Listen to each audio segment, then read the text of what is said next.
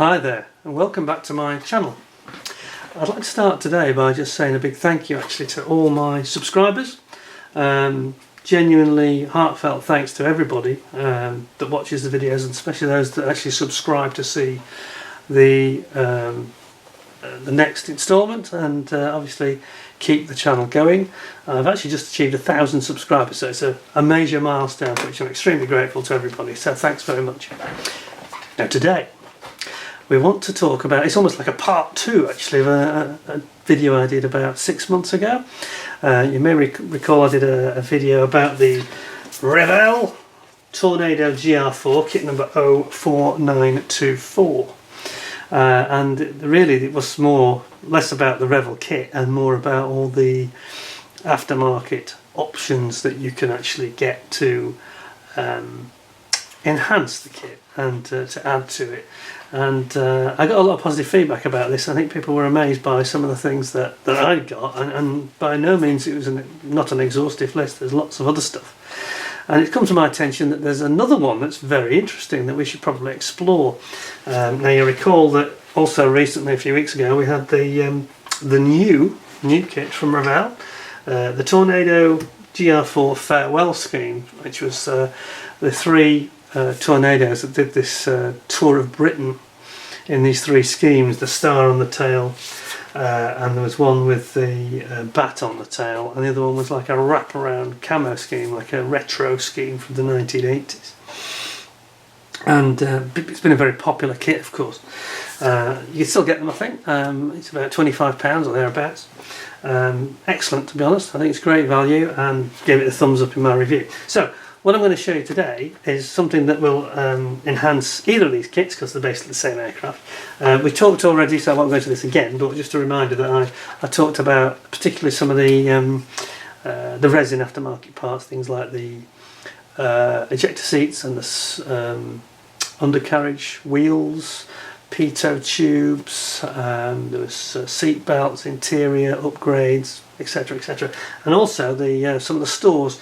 People do complain about these kits, these two, because they don't have a lot of stores. They're just a GR.4, as you'd see at RAF Marham, on its daily sort of training exercise missions and that type of thing, but no sort of weapons or no particularly interesting array of stores that they would carry even today. So I actually got some Storm Shadow from Eduard Brassin, which were very good. You see that in the other review. And also this is the one that I didn't actually have at the time, which is the Arsenal, the Terma CM pod for the Tornado GR.4 as well, which is a forward-looking targeting pod system. Forgive me, I'm not that familiar with Terma actually, but it's one of these, like a VOSPod style thing with forward-looking infrared sensors for targeting and radar purposes, ground following, etc. Anyway, that came through. So yeah, I was a little bit disappointed with mine, if I'm honest. Mine wasn't in great condition. It's a little bit misshapen. Anyway, we've sorted that out. It's fine now. So. Okay, so today we're not going to talk about the magazine. Obviously there's that great Menger issue 69, which is definitely worth getting, all about the Big Fin Tornado. And this kit is the one that is featured. We talked about this in some detail already. And it's definitely worth getting that mag if you can get a back issue of it, because it's very pertinent to what we're going to talk about. So today we have got something very special.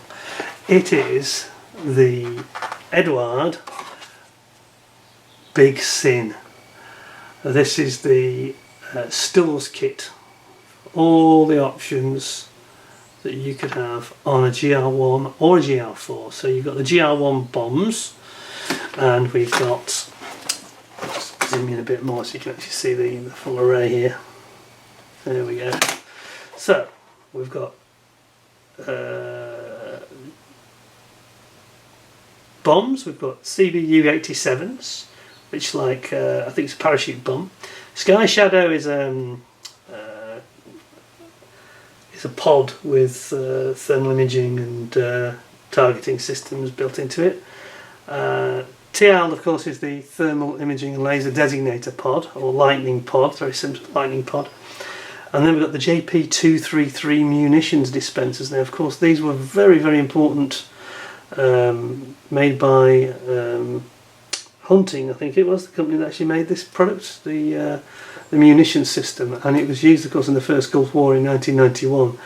And they flew in very, very low over the Iraqi airfields, and then it sponsors hundreds of like munition bomblets, and they absolutely shatter a huge area of a runway, making it denying the enemy from the ability to take off. Then we've got a BOS pod, a BOS EC, electronic countermeasures pod, and we've got some CPU 123 laser guided bombs, and then finally we've got the alarm, which is the anti-radar missiles. And I think I'm right in saying they were certainly used in the second Gulf War, 2003. Don't think they had those in the first Gulf War, but anyway, we will look into this further. So this is the Eduard BIG SIN, and they have a product number. Do they? Here we are. It's SIN 64867. If you can just see that there. There you go. So that's the one. Tornado GR.1 Gr.4 Armament, the Revell kit by Eduard, of course. So I think it's going to be quite sexy, this one. So let's have a look what's inside the box. Okay. Right way up. Now then. Oh, here we go. Right. So I just got this today, but that just literally arrived in the post at lunchtime. So try and make sure we've tucked it away nicely. There we are. So what we do, we get out the card, and then we get out the product that corresponds. If I can select the right one, because there's quite a few. Here we go. So first of all, Sky Shadow. So Sky Shadow is an electronic countermeasures pod, widely used on the Tornado range. I think they actually use them in Germany as well, on the interdiction strike variant. And we've got some really cool instructions here. So we've got, yeah, it looks like it goes together really nicely. It's got some real clear attachment points there that look like they're going to sort of slot in. Let's have a look at the actual product. See what it's like. Look at these little tiny bags. Now then.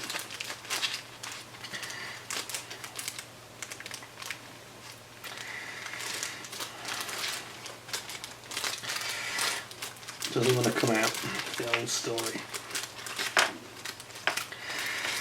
Right. Oh hey, this looks really cool, I've got to say.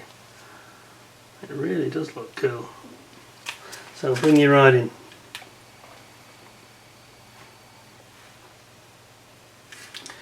So we've got some exquisite detail there. It's got a little tiny, I don't know if you can pick this up on the camera. It's got this tiny little intake underneath. And I'm sure that's probably to drive a generator in terms of airflow. It'll probably drive a fan and drives a little generator to power it. And then you've got these like bulges on the side. You'll have to forgive me, I'm not in the know with the Ministry of Defence, so I don't know every detail of this Sky Shadow pod, but obviously it's got all sorts of imaging and infrared and electronic countermeasures. It's probably got jamming systems, etc. So that's the front section, and obviously here, the bit you cut off with your knife to get a nice clean edge, and then the other part is the back, which is this piece here. Whoops. And then you can see these like little diamond shapes. That's where the actual fin goes in.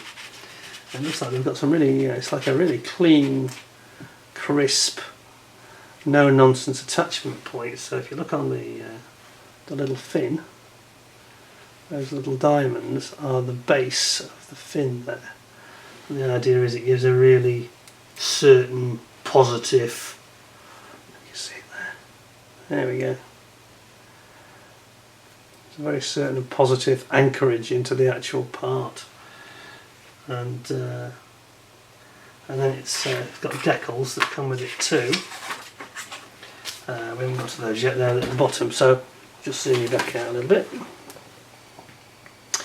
There we go, shows how the decals are applied.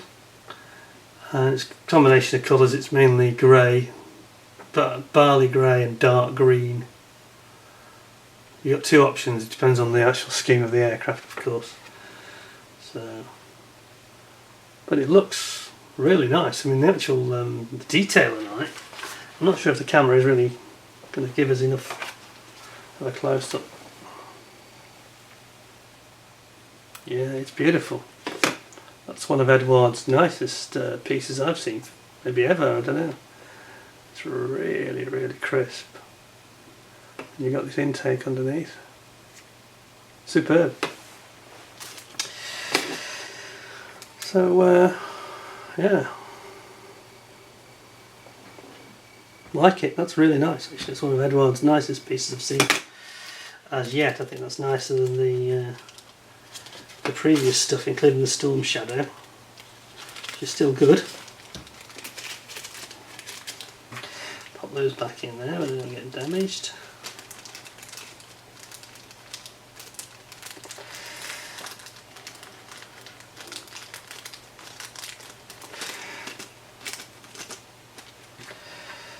And she's easier said than done because they're these silly bags that break. Okay, there we go. That's that one done. Right, next. Now then. CBUs, which are a bomblet. Cluster bomb CBU.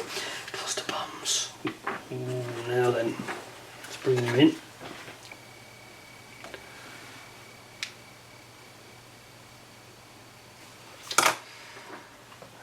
Look at that. Shows the correct positioning of the tail fin piece. And then we've got 1, 2, 3, 4 of these, whereas there's only one of the Sky Shadow. And again, these are really nice. Really nice. Let's get you in close.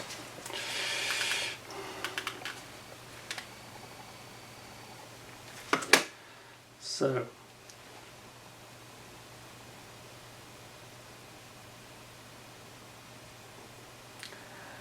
incredibly exquisite detailing and riveting on it, and sort of it's got like the axis panels, and it's got this is a bomblet that has these fins that actually pop out, so that they're quite slim.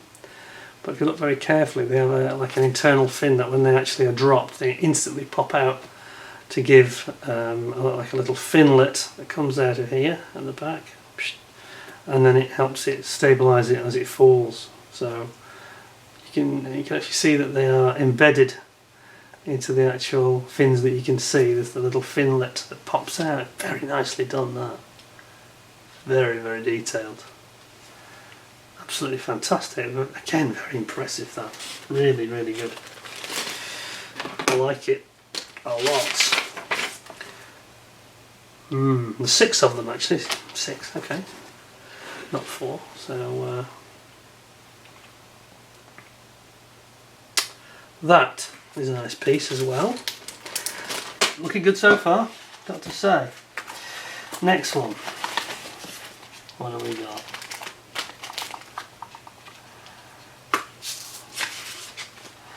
So many pieces, it's hard to follow. TIALD pod. TIALD pod, right, okay. So this is the TIALD, that's the Thermal Imaging and Laser Designator.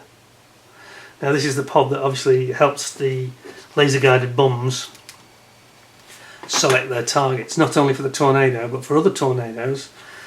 And in the first Gr.4, of course, during Operation Granby, the RAF Buccaneers were actually carrying laser-guided bombs with no means to target them. All they could do was deliver them and drop them, but no means to target them to get them on target. And the TIALD pod on a Tornado would laser designate for the bomb to follow. So they would lead, put the bead on the target, the laser bead, and the buccaneer behind would drop a couple of these bombs, which we'll come to later, and they would free fall, but following the laser guidance system that wasn't even provided by its own aircraft. So it's quite impressive that they were able to do that. Anyway, so this is the TIALD pod, and inside we've got 5 pieces. Here we are.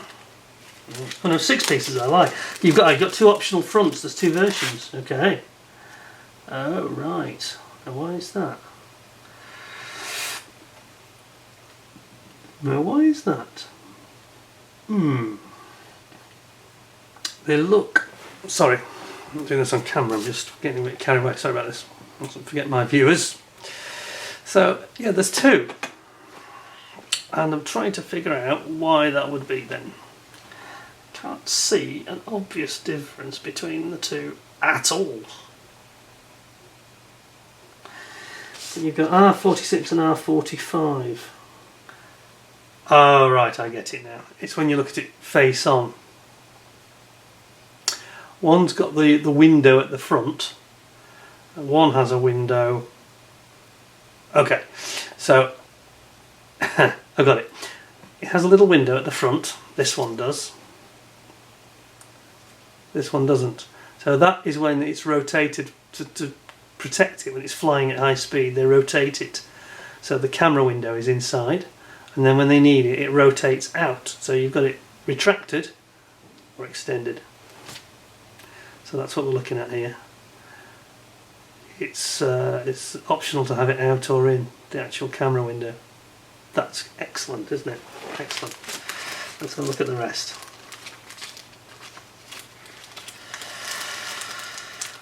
Wow, so here it is. This is the main body.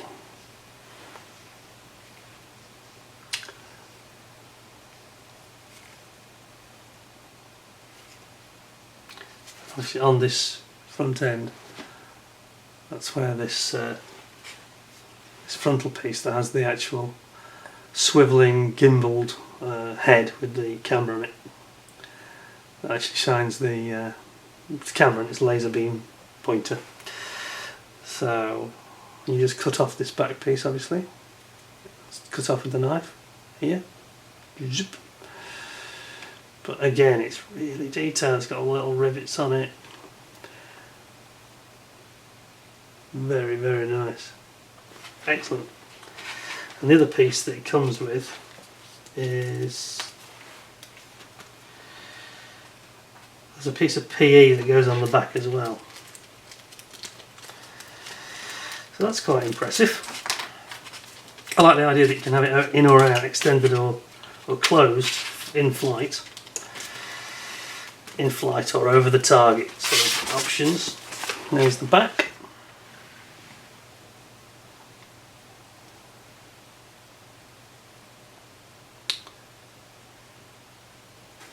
Superb. Like it, like it, like it. Right, next one. The BOS pod.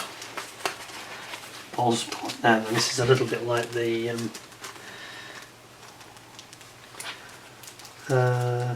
electronic countermeasures pod, another pod of some description. This is probably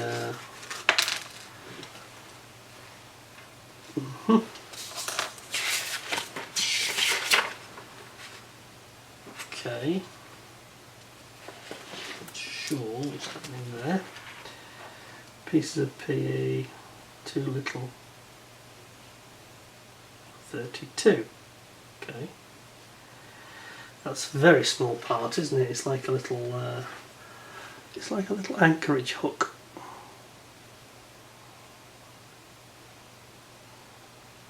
Tiny little anchorage hooks, not very exciting. So this is the main part. So this is the BOS pod, electronic countermeasures.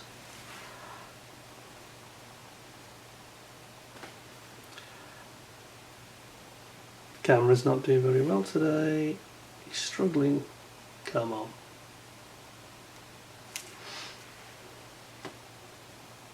There we go, got there in the end. So yeah, that's nice. That is really, they're beautifully figured as well. There's no warpage in these, not like my other product I talked about earlier. Nice sharp end on it as well, very pointy. It's got some PE fins that go in here, that slot.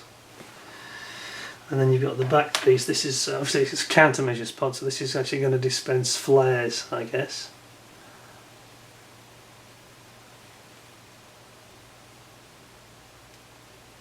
As they do.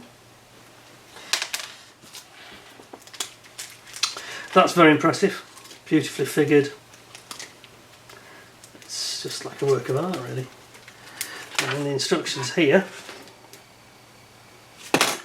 You can see how it all goes together. Back piece, barley grey, the two PE fins we talked about. And there's some little mini finlets as well, which are PE, as you can see here.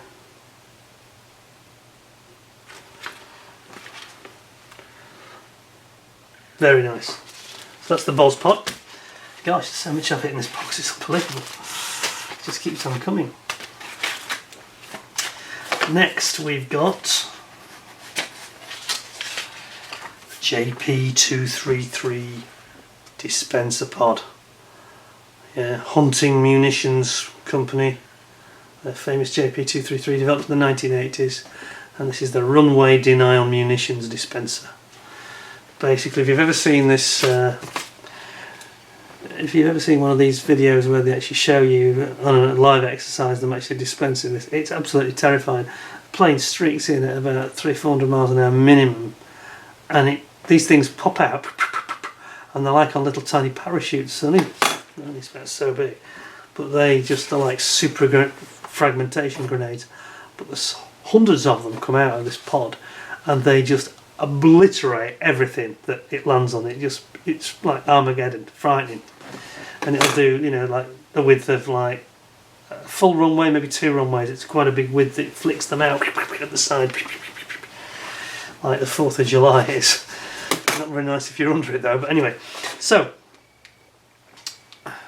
here we go. So this is a Hunting JP233 munitions pod.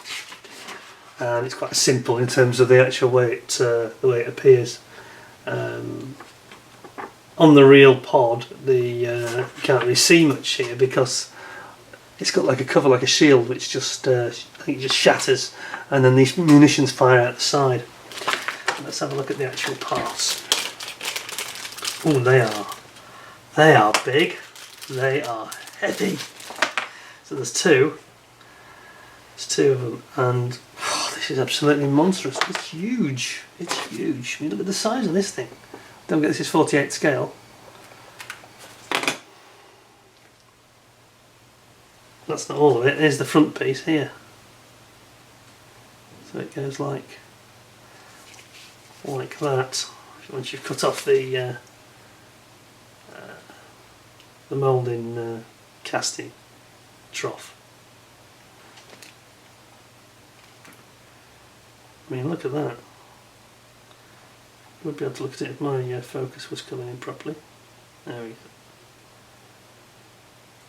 go. So that's the nose bit part.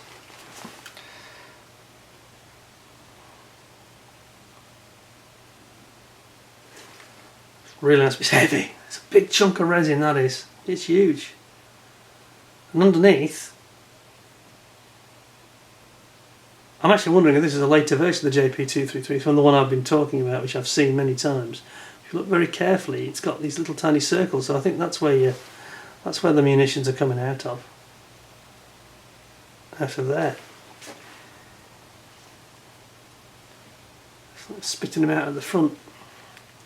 I suspect, in fact, that hasn't got it underneath. So I think it must come out at the front and the sides. I think it's like a combination, which is probably why it's in 2 pieces, because it's effectively a 2-part weapon.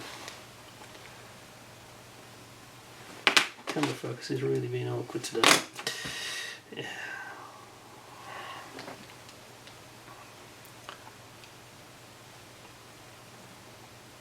Anyway, it's a very, very big chunky thing, and they weigh a ton.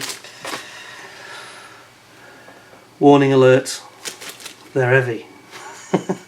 I tell you what, you put 2 of those on your model, you're going to strain the undercarriage. I think it's going to be, you might want to start wanting to think about some stronger undercarriage, some white metal or something, because that's really heavy.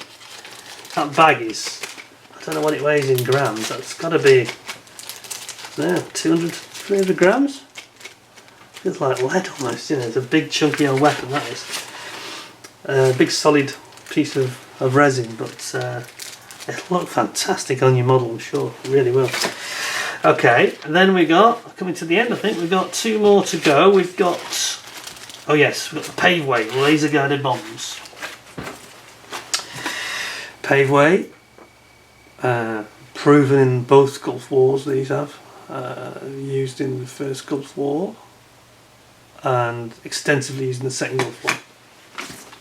So this is classic of the weapon that was used on both the Tornado and I mentioned the Operation Granby Gulf War Blackburn Buccaneers. They carried these as well, and this is the one that the TIALD pod guides in to its target.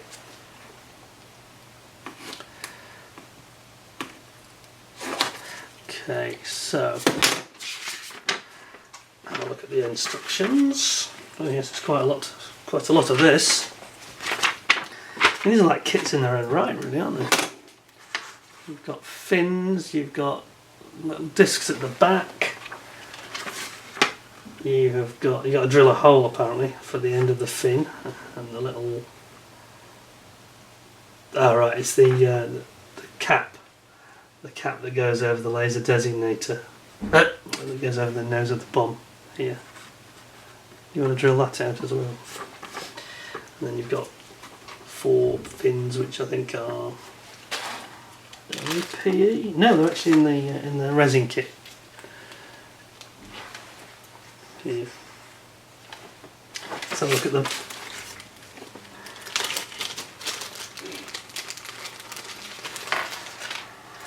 What have we got?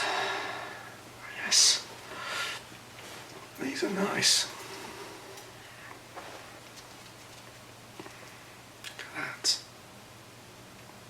It was very, very nice.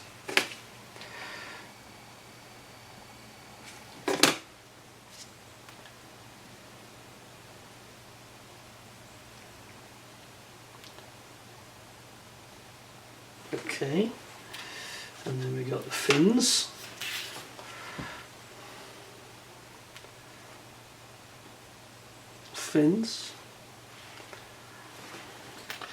And then we've got the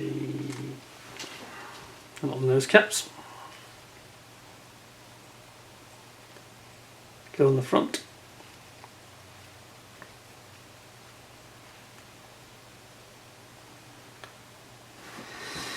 And then there's the, I'm not sure what this piece is actually. I think it's the piece that goes on the back. What is it? Very good because they number everything clearly. R137. R137. Yes, this is the cap that goes on the rear of the actual. See if we can see that. Goes on the back of the actual bomb, right at the rear. So that's your Paveway laser guided bomb, and that just leaves us with the alarm missiles.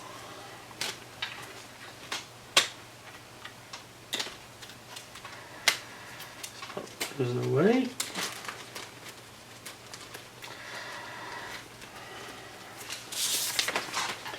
And finally, alarm anti-radar missiles. Again, used extensively in the certainly in the second Gulf War by the RAF. So basically, an Iraqi radar site would see the aircraft coming and target them, paint them with the radar. The Tornado would get an alarm via its electronic systems and some of these countermeasure systems, it would actually see that they're being painted and see from which site, the location and all the data needed to launch a missile to actually take out the radar, and that's how they work. So they actually sort of go right back at you, reflect back, well not reflect back, but they absorb the data of what's targeting them and what, you know, where the radar site is, and it becomes over to the targeting computer, and these alarm missiles are specifically designed to take out these radar sites. So quite an equaliser weapon for these crews who are being targeted by anti-aircraft radar. And we've got here some, whoops, quite a lot of fins on this one. Lots of little fins, fins at the front, fins in the middle and fins at the back. So you've got 3 lots of fins, that's 12 fins.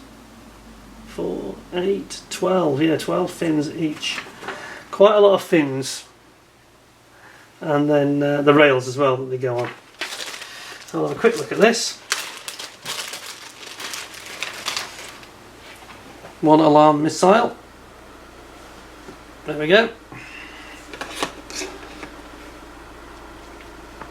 Sorry about the noise in the background. That's my wife's just come home from work, I think. There we go. And then you've got all your fins and what have you. And then finally, let's leave that on one side. Finally, we've got the PE parts, and we've got the decals. So I'll have a quick look at those.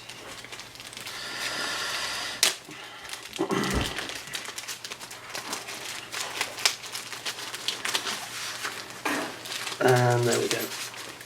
Oh yeah, various decals for all the different weapons. Quite an assortment of BOS pods, etc, etc, etc. So there you go. It's a massive kit. It's I think it's £37 to buy, and there we have it. So I would say that there's such a lot to go out there. You can't really go wrong if you're building a GR1 or a GR4. You've basically got all that you need to build it up. So that's it really. So I'd certainly recommend it based on what I've seen. I think the figuring and the quality of the resin is absolutely superb. So that's the Big Sin Paveway Tornado store set with all those weapons we mentioned. I hope you found it interesting. I thought it was something different, you know, another add-on for our Tornado range, and certainly something there's some weapons in there that everybody's going to love, I think, and want to add to their kit. Just be a bit careful with those JP233s though, because they're heavy, and I think you're going to find that in actual fact you might need to reinforce your undercarriage a little bit, because it's going to be extremely weighty once you put that on. Anyway, hope you enjoyed the video, hope you found it interesting. Thanks for watching, and hope to see you again very soon. And in the meantime, please, if you liked the video, found it interesting, please like, share and subscribe, and hope to have something more for you very, very soon. Thanks very much. Bye for now.